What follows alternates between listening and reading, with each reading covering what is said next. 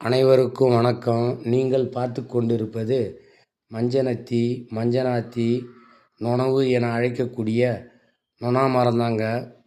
இதனால் மாந்தம், பல் ரோகங்கள், உடல் வலிமை, தொண்டை நோய்கள் போன்றவைகளுக்கு இது பயன் தரக்கூடியது. இதன் இலையுடன் பொடுதலை இலை, நொச்சி இலை, நல்வேலை வேர், பூண்டு, வசம்பு இவைகளை சிறிதளவு சேர்த்து சிறு துண்டுகளாக நறுக்கி போட்டு வறுத்து நீர் விட்டு கொதிக்க வைத்து வடித்து குடித்து வர மாந்தமெல்லாம் போகுங்க. இதனுடைய காய்களை கொண்டு வந்து கருக்கி இடித்து பொடி செய்து சம எடை உப்பு சேர்த்து பல் துளைக்கி வர பல் ரோகங்கள் அனைத்தும் போகும்.